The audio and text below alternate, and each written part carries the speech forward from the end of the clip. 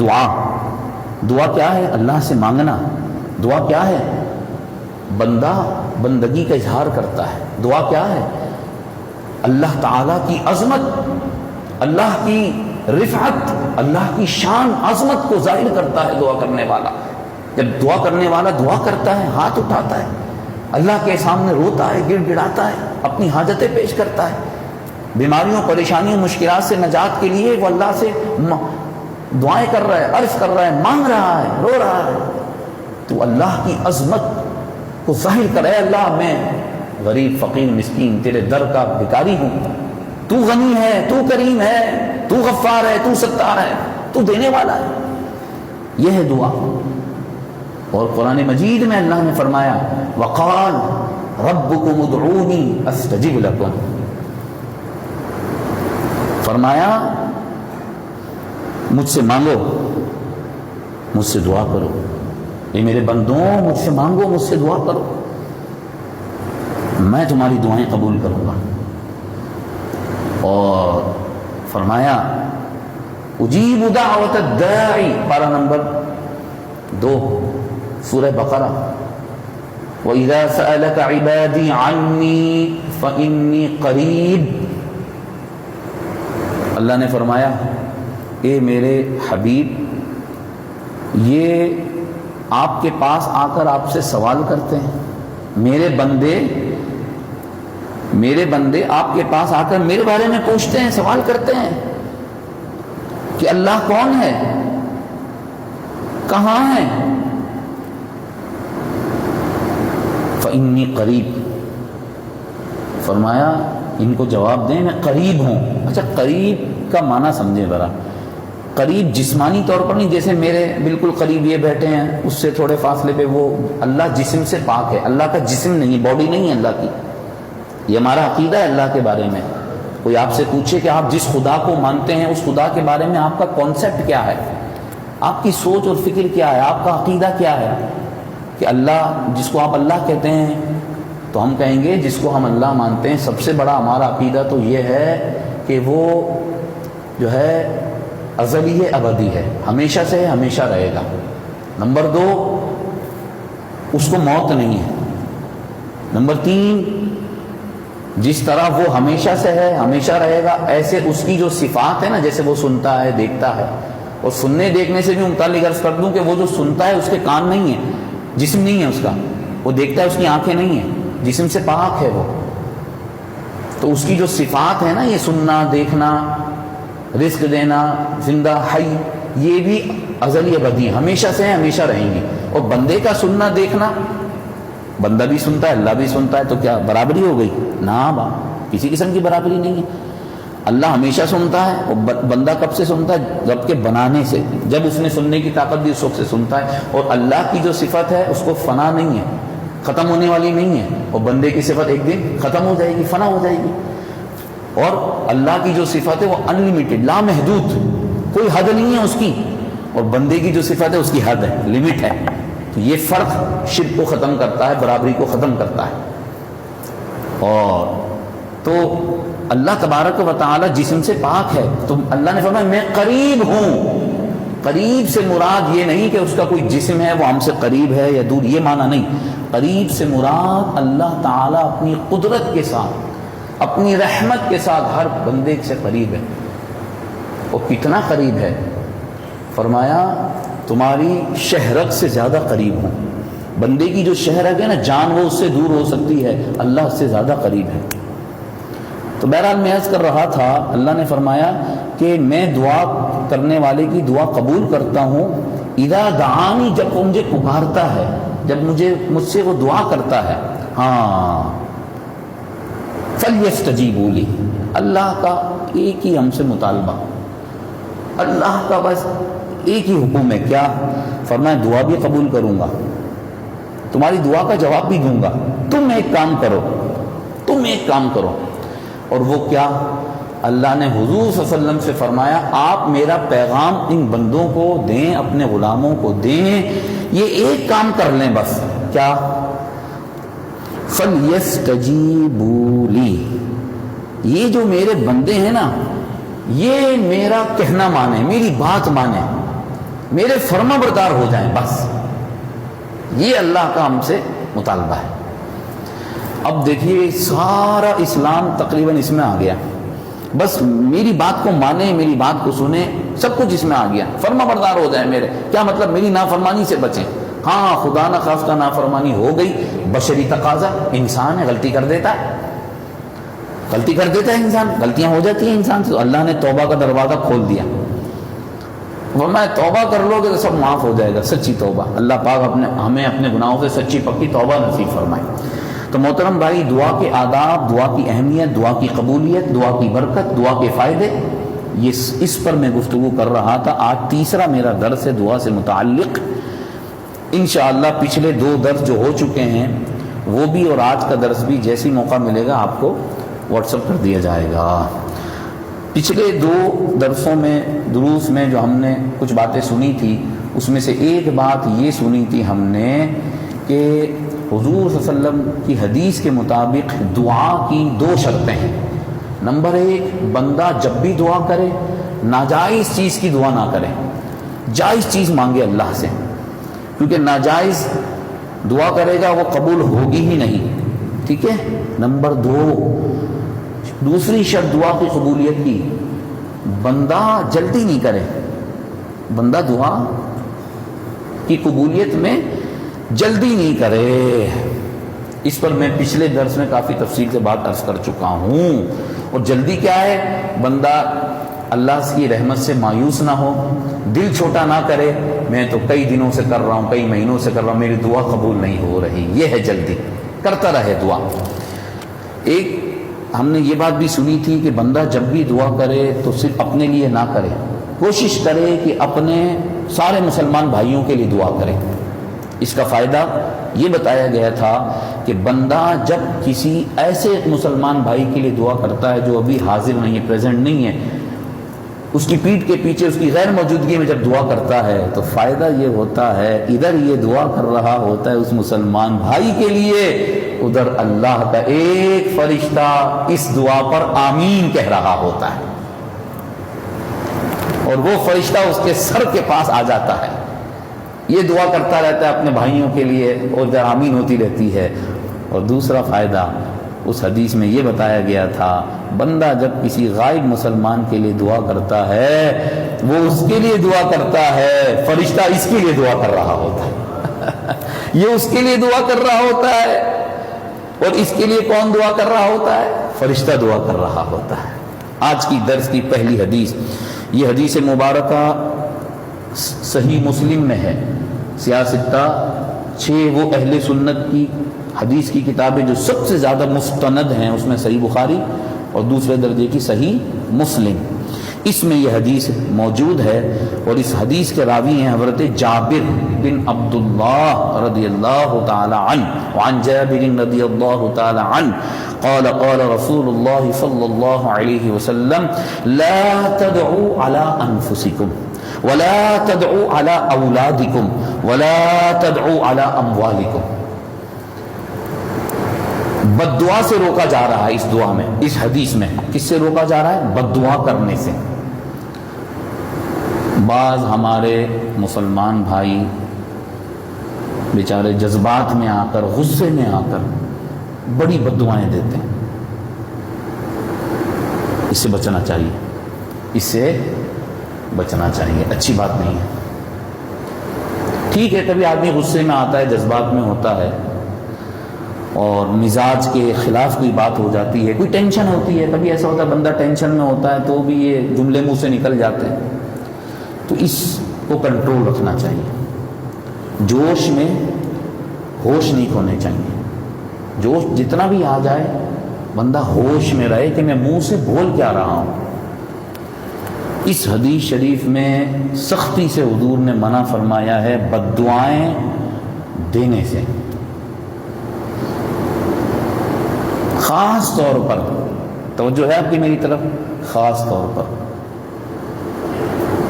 اپنے صحیح العقیدہ سنی بھائی کے لیے بد دعائیں دینا، بد دعائیں کرنا، اس سے تو بہت ہی پرہیز کرنا چاہیے۔ اب سنیے آپ ذرا، حضور صلی اللہ علیہ وسلم نے ارشاد فرمایا کبھی بھی اپنی جانوں پر بد دعا مت کرنا، کبھی بھی اپنے لیے بد دعا مت کرنا۔ اب بعض بھائی غصے میں اللہ مجھے مار دے، اللہ مجھے ختم کر دے، اللہ مجھے برباد کر دے، بولتے ہیں بیچارے، نادانی، خبردار، یہ بہت ڈینجر بات ہے، بہت خطرناک جملہ اپنے منہ سے وہ نکال رہا ہے۔ خبردار، کبھی اپنے کو بد دعا مت دے، نہ اپنے آپ کو دے۔ وَلَا تَدْعُوا عَلَىٰ أَوْلَادِكُمْ، نہ اپنی اولاد کو، بچوں کو بد دعا دے۔ اب یہاں بھی بڑی مشکل ہے، بعض ہمارے نادان بچے ظاہر ہے بعض دفعہ تنگ کرتے ہیں، ہوتا ہے گھر میں بہت کچھ ہوتا ہے، ان کو اولاد جوان ہو جاتی ہے، ماں باپ کی کیئر نہیں کرتی، یا XYZ کوئی بھی مسئلہ ہوتا ہے تو ماں باپ غصے میں آ کے بد دعا دے دیتے ہیں، اور پھر ماں باپ کی دعا بھی لگتی ہے اور بد دعا بھی لگتی ہے۔ جی ہاں، جیسے ماں باپ کی دعا لگتی ہے نا اولاد کو، ایسے بد دعا بھی فوراً لگتی ہے۔ اور اللہ محفوظ رکھے ہماری نسلوں کو، ہمارے بچوں کو، نوجوانوں کو، ینگسٹر کو اپنے ماں باپ کی عزت اور قدر کرنے کی توفیق دے، نافرمانی سے بچائے۔ بعض دفعہ وہ ایسی حرکت کر جاتے ہیں کہ ماں باپ بد دعا نہ بھی دینا بالفرض، چلیں وہ صبر سے کام لے رہے ہیں، ماں باپ نہیں دے رہے بد دعا، لیکن اس کی بربادی پھر بھی ہے، وہ بد دعا نہ بھی دینا، اس کی بربادی پکی ہے، نعوذ باللہ، کتنی بڑی بربادی۔ ایسے نافرمان اولاد کو ڈر ہے کہ مرتے وقت کلمہ نصیب نہیں ہوگا، لمان لمان الحفیظ۔ اللہ پاک ہماری کوتاہیوں غلطیوں کو معاف فرمائے، ہمیں اپنے ماں باپ کی خدمت کا اور ماں باپ کو راضی کرنے کا جذبہ عطا فرمائے، اور جن کے والدین دنیا سے چلے گئے اللہ ان کی مغفرت فرما دے، آمین صلی اللہ علیہ وسلم۔ فرمایا اپنی اولاد کو بھی بد دعا مت دو، وَلَا تَدْعُوا عَلَىٰ أَمْوَالِكُمْ، اور تیسری حضور نے یہ بات ارشاد فرمائی کہ اپنے مال، اپنی دولت کے لیے بھی بد دعا مت کرو۔ اب ہوتا ہے کاروباری نقصان ہو گیا، نعوذ باللہ، اللہ محفوظ رکھے، جذبات میں آ گیا، ارے میرا مال برباد ہو جائے، جل جائے، ختم ہو جائے، یہ اس طرح کے الفاظ بولتا ہے۔ فرمایا نہ اپنے آپ کو بد دعا دو، نہ اپنی اولاد کو بد دعا دو، نہ اپنی مال دولت کے لیے بد دعا کرو۔ کیوں؟ اب ایک سوال ہے، کیوں کا جواب حضور نے دیا، کیا فرمایا؟ لا توافقوا من اللہ ساعة يسأل فيها عطاء فيستجيب لكم۔ فرمایا ایسا نہ ہو کہ جس وقت تم یہ بد دعائیں دے رہے ہو، جس وقت تم یہ چیز اللہ سے مانگ رہے ہو، تباہی بربادی مانگ رہے اور کیا مانگ رہے اللہ سے، اس وقت کوئی قبولیت کا لمحہ ہو اور تمہاری دعا ہو جائے قبول، اور واقعی تم برباد ہو جاؤ اگر اپنے لیے بد دعا کی ہے، یا بچوں کے لیے کی ہے، یا اپنے مال کے لیے بد دعا کی ہے، ایسا نہ ہو کہ شاید وہ قبولیت کی کوئی گھڑی ہو اور فوراً یہ ہو جائے اور تم پھر کیا ہوگا؟ یہ حدیث کی لفظ نہیں ہے، یہ میں آپ کو سمجھا رہا ہوں، پھر تم ایسا نہ روتے رہو۔ اب کیا ہوتا ہے بندے کو یاد تو نہیں رہتا کیا کیا منہ سے نکلتا رہتا ہے، یہ کر چکا ہوتا ہے بد دعا، ادھر خدا نہ خواستہ ایکسیڈنٹ ہو گیا، تو اب آپ دیکھ، توجہ ہے آپ کی میری طرف، اب یہ کیا ہوتا ہے بد دعا کسی وقت، اس کو تو یاد نہیں زندگی میں کب کس نے کیا بد دعا کی تھی اپنے لیے، اس کا ایکسیڈنٹ ہو گیا، ایکسپائر ہو گیا، نعوذ باللہ، اللہ بچائے، یا ہڈی ٹوٹ گئی، کچھ بھی ہو گیا۔ اب میں یہ نہیں کہہ رہا کہ وہ بد دعا ہی کی وجہ سے ہوا، لیکن حدیث میں تو ہمیں مل گیا نا یہ اس نے بد دعا کی تھی، یا اس نے اولاد کے لیے بد دعا کی تھی، خدا نہ خواستہ یہ حادثہ، کوئی بھی حادثہ ہو سکتا ہے، بیماری کی صورت میں یا بچے کے بگڑنے کی صورت میں، بچہ نافرمان ہو جائے، کچھ بھی ہو جائے، بد دعا تو اس نے کر دی، اب وہ قبولیت کا اثر ظاہر ہوتا ہے، بچے بیمار ہو گئے، خدا نہ خواستہ نافرمان ہو گئے، پڑھ نہیں رہے یا غلط راستے پہ چلے گئے، تو یہ سارا بد دعاؤں کا اثر ہوتا ہے جو ظاہر ہوتا ہے میرے بھائی۔ پھر یہ روتا ہے، ہائے یہ کیا ہو گیا، سر پکڑ کے رو رہا ہے، اب کیا ہو گیا، تو اس لیے یاد رکھیے اس حدیث سے ایک اور بات بھی پتہ چلی کہ دعا کی قبولیت کے بارے میں ہم جو سنتے ہیں کہ جمعے کو دعا قبول ہوتی ہے، جمعے کی رات قبول ہوتی ہے، شب برات میں دعا قبول ہوتی ہے، شب قدر میں قبول ہوتی ہے، وہ تو ہے، اس کے علاوہ روزانہ ڈیلی دن اور رات میں کچھ لمحات ہوتے ہیں ایسے جس میں کوئی نہ کوئی گھڑی ہوتی ہے قبولیت کی۔ اور پھر میں نے تو کچھ بھائیوں کو کہتے ہوئے سنا کہ ہم سوچ نہیں سکتے تھے، ہمارا یہ کام ہو گیا، بس ہم نے ایسے بیٹھے بیٹھے ایسی بس اللہ سے عرض کر دی یہ کام ہو جائے اور ہو گیا۔ پھر پتہ کیا کہتے مولانا صاحب ہم نے یہ مانگا تھا، کچھ اور مانگ لیتے وہ بھی مل جاتا۔ تو بہرحال حضور کی حدیث سے بہت کچھ سیکھنے کو ملتا ہے۔ اب دوسری حدیث سنیے، دعا۔ بعض بھائی ہمارے دعا میں غفلت کرتے ہیں، خاص طور پہ میں اکثر بھائیوں سے عرض کرتا ہوں کہ نماز کے بعد ہمیشہ دعا کرو، کیونکہ ایک حدیث میں آیا کہ فرض نماز کے بعد جو دعا کی جائے وہ بھی قبول ہوتی ہے۔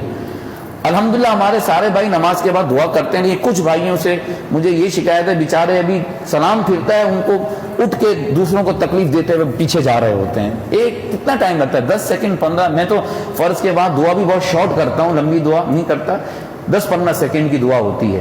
پھر آپ کی نماز مکمل ہو جائے تو آپ دعا کریں۔ دعا کی اہمیت کتنی ہے یہ حدیث سنیے۔ یہ حدیث سیاہ ستہ کی کتابوں میں سے سنن الترمذی میں ہے، ابو داود میں ہے، سنن النسائی میں ہے، سنن ابن ماجہ۔ حدیث کی 6 مستند کتاب اہل سنت کے نزدیک جو ہیں، جو سیاہ ستہ کہلاتی ہیں، 6 ہیں نا، 6 میں سے 4 کتابوں میں یہ حدیث ہے سیاہ ستہ کی۔ اس کے علاوہ اور سینکڑوں کتابوں میں یہ حدیث موجود ہے۔ میرے آقا نے فرمایا اس حدیث کے راوی کون ہیں؟ اچھا راوی کون ہوتا ہے یہ بھی سمجھنا۔ راوی، یہ جو راوی وہ پاکستان میں دریائے راوی ہے، وہ راوی نہیں بھائی، اس کا بھی نام راوی ہے۔ یہ راوی سے مراد روایت کرنے والا، حضور کی حدیث بیان کرنے والا۔ مطلب یہ کہ جب حضور علیہ الصلوۃ والسلام نے یہ بات ارشاد فرمائی تھی، اس وقت کس نے یہ حدیث سنی حضور کی؟ جس نے سنی اور یاد رکھی اس نے آگے بیان کر دی۔ تو حضور کے ایک صحابی تھے حضرت نعمان بن بشیر، وہ اس وقت حضور کی بارگاہ میں موجود تھے۔ انہوں نے کہا میں نے حضور سے یہ حدیث سنی، قال رسول اللہ صلی اللہ علیہ وسلم الدعاء هو العبادہ، فرمایا دعا ہی عبادت ہے۔ اور پھر حضور صلی اللہ علیہ وسلم نے یہ آیت پڑھی، وقال ربکم ادعونی استجب لکم۔ اس کا ترجمہ، تمہارے رب نے فرمایا مجھ سے دعا کرو، مجھ سے مانگو، میں تمہاری دعا قبول کروں گا۔ تو دعا کرنا بھی عبادت ہے۔ اور اس کے بعد ایک اور حدیث، اس کی تشریح میں جو ہے انشاءاللہ آنے والے اتوار کو کروں گا، ٹھیک ہے انشاءاللہ تعالی، کیونکہ اب میرے پاس صرف 2 منٹ باقی رہ گئے، میں اس کا خلاصہ کر دیتا ہوں، تفصیل آنے والے اتوار کو کروں گا۔ ایک تو یہ حدیث کی دعا عبادت ہے، دوسری حدیث جس کی تفصیل آئندہ اتوار کو، الدعاء مخ العبادہ، دعا عبادت کا مغز ہے، دعا عبادت کا مغز ہے۔ میں آپ کو مثال دیتا ہوں، آپ تربوز، خربوزہ، آم وغیرہ خریدتے ہیں، اس کو کاٹتے ہیں، پیسز کرتے ہیں، کھاتے ہیں اور چھلکا پھینک دیتے ہیں، چھلکا آخر میں چھلکا رہ جاتا ہے۔ تو یاد رکھیے دعا عبادت کے لیے گودا ہے، اصل ہے۔ دعا آپ نے عبادت کی آپ نے اور دعا نہیں کی، تو مطلب یہ کہ آپ جیسے چھلکا رہ جاتا ہے اس کے بغیر، کس کے بغیر؟ گودے کے بغیر۔ وہ جو آپ کھاتے ہیں آم، خربوزہ، تربوز جو بھی کھاتے ہیں، تو چھلکا آخر میں رہتا ہے۔ اب دعا چھوڑ دی آپ نے، اصل چیز چھوڑ دی، مغز چھوڑ دیا، اب وہ چھلکے کی طرح ہے عبادت۔ تو دعا ضرور کرو، دعا عبادت کا مغز ہے، یعنی دعا عبادت کا رکن اعلیٰ ہے۔ آپ نے عبادت کر لی، سب کچھ کر لیا، اب اس کا سب سے بڑا رکن رہ گیا، وہ ہے دعا، قبولیت کے لیے دعا کرنا، اللہ سے عرض کرنا۔ تیسری حدیث کی وضاحت میں انشاءاللہ آئندہ اتوار کو کروں گا، صرف آپ اس کا ترجمہ سن لیجئے۔ حضور صلی اللہ علیہ وسلم نے ارشاد فرمایا دعا سے بڑھ کر کوئی چیز نہیں ہے، اللہ کے نزدیک دعا سے بڑھ کر کوئی شے نہیں ہے۔ اور اللہ نے قرآن میں فرمایا قل ما يعبأ بكم ربي لولا دعاءكم، اللہ نے فرمایا میرے حبیب میرے بندوں سے کہہ دیجئے اگر تمہاری دعائیں نہ ہوتی نا، اللہ فرما رہا ہے، یہ اللہ کا فرمان ہے، حضور سے اللہ نے فرمایا میرے بندوں کو یہ بات بتا دیجئے اگر تمہاری دعائیں نہیں ہوتی تو مجھے تمہاری کوئی پرواہ نہیں ہوتی۔ یہ تمہاری دعاؤں کی برکت ہے کہ میں تمہارے کام کر رہا ہوں، تم سے محبت کر رہا ہوں، تم پر فضل کر رہا ہوں، تم پہ نعمتوں کی بارشیں کر رہا ہوں، یہ دعا کا صدقہ ہے۔ اور ایک اور حدیث میں انشاءاللہ آئندہ جمعہ اس کی شرح کروں گا کہ اس حدیث میں تو یہاں تک اللہ کے رسول علیہ الصلوۃ والسلام نے ارشاد فرمایا کہ دعا کے سوا کوئی ایسی چیز نہیں جو تمہاری تقدیر کو بدل دے، یعنی دعا تمہاری تقدیر بدل دیتی ہے۔ آنے والی بلا ہوتی ہے، تمہیں نہیں پتا ہوتا، آنے والی ہوتی ہے، رستے میں ہوتی ہے، تمہاری دعاؤں کی وجہ سے وہ ٹل جاتی ہے۔ اور مزید وضاحت کروں گا انشاءاللہ آئندہ اتوار کو کہ ایک حدیث میں تو سرکار نے یہ الفاظ ہی ارشاد فرما دیے، بلا آ چکی ہوتی ہے اور تمہاری دعا سے وہ جا رہی ہوتی ہے، یا آنے والی ہوتی ہے، تمہاری دعا سے وہ آنے سے پہلے ہی ٹل جاتی ہے۔ انشاءاللہ آنے والے اتوار کو یہ جو میں نے آپ کو چند ایک حدیث کا جو ہے خلاصہ کیا ہے اور اشارے آپ کو دیے ہیں، اس کی میں تفصیل کروں گا انشاءاللہ، وضاحت سے عرض کروں گا، آپ کا ایمان تازہ ہو جائے گا انشاءاللہ کہ دعا کی یہ برکت ہے، دعا سے یہ کام ہوتے ہیں۔ آج مجھے بتائیے دنیا میں کون سا انسان ہے جو پریشان نہیں ہے؟ مذہب کی تفریق فرق بھی آپ ختم کر کے کسی انسان کو دیکھیں، چاہے وہ مسلمان ہو چاہے وہ کسی بھی مذہب کا آدمی ہو، ہر انسان دنیا میں پریشان ہے پریشان۔ تو پریشانی کا حل ایک ہی چیز میں اللہ نے رکھا ہے، وہ ہے دعا۔ دعا کو مضبوطی سے پکڑ لیں، اور انشاءاللہ آپ آئندہ اتوار کو خود بھی آئیے گا، دوسرے بھائیوں کو بھی دعوت دیجیے گا۔ آئندہ اتوار کو جو آپ وضاحت سنیں گے نا حدیث کی، انشاءاللہ مجھے امید ہے کہ ابھی بھی، آج کے بعد بھی، اور آئندہ اتوار کو سنیں گے تو اس کے بعد تو اور ایمان پکا ہو جائے گا انشاءاللہ۔ یہ سن کر بندہ کبھی دعا نہیں چھوڑے گا۔ درود پاک پڑھنے پہ دعا کرتے ہیں، اللہم صلی علی سیدنا مولانا محمد معدن الجود والکرم وآلہ وبارک وسلم، صلاۃ و سلام علیک یا سیدی رسول اللہ وعلی آلہ وصحبہ اجمعین۔ رب الجلال ہمارے گناہوں کو معاف فرما دے، ہماری کوتاہیوں اور لغزشوں کو معاف فرما دے، ہم سے جتنی غلطیاں ہو گئی ہیں معافی کے طلبگار ہیں، معاف فرما دے۔ اے اللہ، ہم نے آج تک جتنی بھی نیک دعائیں اپنے لیے، اپنے ماں باپ کے لیے، اپنے بچوں کے لیے، رشتہ داروں کے لیے، دوستوں کے لیے، دنیا جہان کے مسلمانوں کے لیے کی ہیں، تجھ سے مانگا ہے، اپنے نیک بندوں کے دوائر وہ سب کچھ قبول فرما لے۔ جن جن بھائیوں نے ہمارے حق میں دعا کی انہیں بھی قبول فرما لے۔ ہم سب کی روحانی جسمانی بیماریاں، پریشانیاں، مشکلات، مصیبتوں کو دور فرما دے۔ اے اللہ، دعا کی برکت سے تو بلائیں ٹالتا ہے، شفا دیتا ہے، دعا کی برکت سے ثواب عطا فرماتا ہے، دعا کی برکت سے قیامت میں درجے بلند فرماتا ہے۔ دعا کی یہ ساری برکتیں ہم تمام بھائیوں کو عطا فرما دے۔ حضور علیہ الصلوۃ والسلام کی یہ احادیث، یہ فرامین سننے ہم جمع ہوئے، جب تک زندگی ہے، جب تک ہم دنیا میں ہیں، اے اللہ ان دینی محافل میں، ان دروس میں، درس قرآن، درس حدیث میں شرکت کر کے، اسے سن کر، اس پیغام کو دوسروں کو پہنچا کر، خود بھی یہ دوسروں کو عمل کی توفیق، اس کو رغبت دلانے کی توفیق عطا فرما دے۔ ہم سب کی نیک دعاؤں کو قبول فرما، آمین بجاہ سید المرسلین صلی اللہ علیہ وسلم۔